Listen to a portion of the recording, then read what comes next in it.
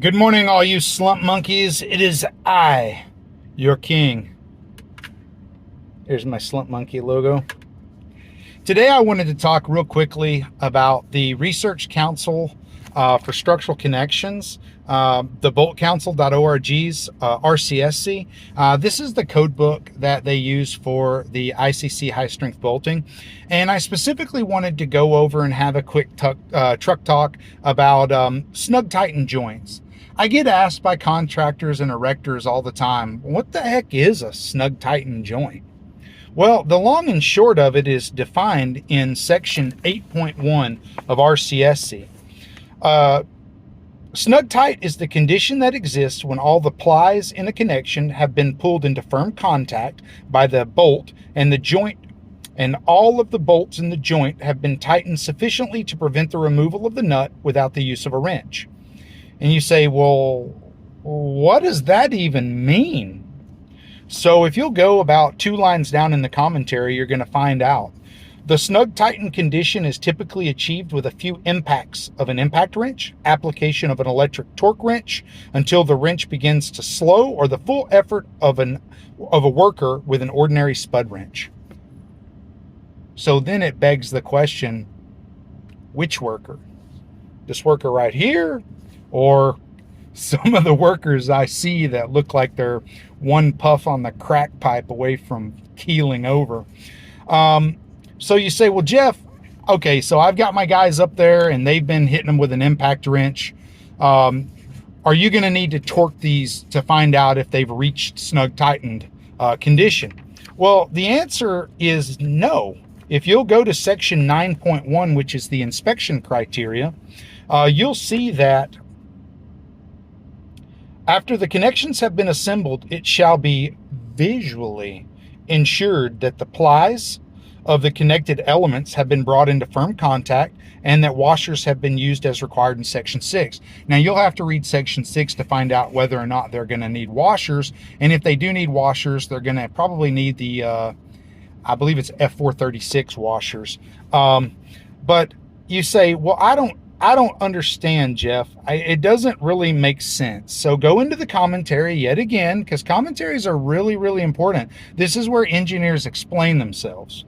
Inspection requirements for snug-tight joints consist of the verification that proper fastener components were used, the connected elements were fabricated properly, the bolt joints were drawn into firm contact, and that the nuts could not be removed without the use of a wrench.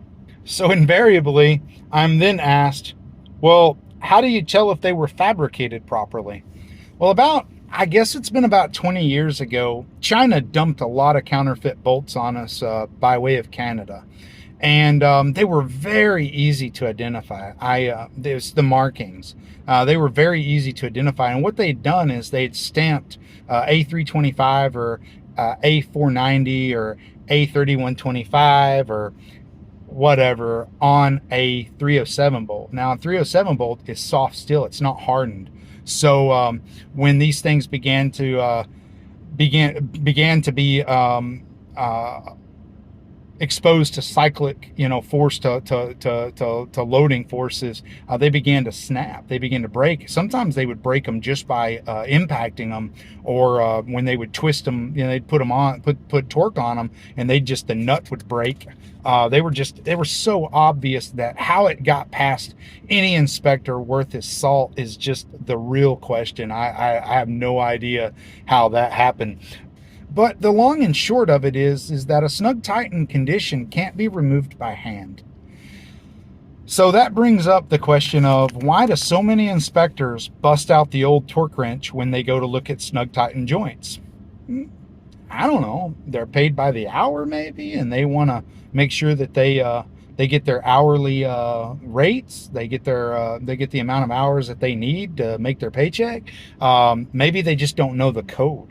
I see that a lot, actually, is that a lot of the inspectors, they just simply don't know what RCSC is, and when you bring it up, they get a little skittish. They're just like, whoa, what the heck's RCSC? I'm just a structural steel connector, I'm just a structural steel inspector. I've been doing this for 50 years. And they get a little put off, when you bring up code, but in my world, code is what we judge by. Keep in mind that you can't, I don't see anything in the code that says you can't put a wrench on it. However, it is just a visual inspection. All you really need to do is just look, are the plies, are the fang surfaces in firm contact? If they're not, then you're going to look for other things. Is there camber to the steel? Is it deformed? Is it warped? Was there something, or did they just not simply tighten the bolts? What I see a lot of is impact wrench and spud wrench, electric torque wrench. I don't see that very much. I'm sure it exists maybe where you're at. Maybe, you know, it's common, but normally I see one guy installing bolts, and then the guy going right behind him with an impact wrench and just brap, brap, brap, and it's, you know, is that snug tight? Well, it depends. Are the plies in firm contact? When I go out, that's the number one thing I look at. They say, well, do you ever use a wrench? I have before, but for the most part, because it only needs to be tight enough that it can't be removed by hand, I just use my hand. I just try to make things easy, straightforward, and I try to stay to the code as much as possible. I hope that this truck talk has helped you. I hope that it encourages you to look into the code, specifically RCSC. I might be doing a little series on slip critical joints. We might talk about pretension. We might talk about the spline, the torsion control, the TC bolts. We might talk about turn of the nut, because that is another one that most guys have no idea how to actually perform turn of the nut or inspect turn of the nut. So I'm probably going to be going over that in a bolting series that I'm thinking about doing. So I hope this video finds you well, and that you guys keep on keeping on. If you haven't had a chance yet, hit the subscribe button, hit the like button. If you think that what I said is just absolutely ludicrous, let me know in the comments. I'm just a structural steel inspector. What can I say? Anyways, until next time, have a good day, guys.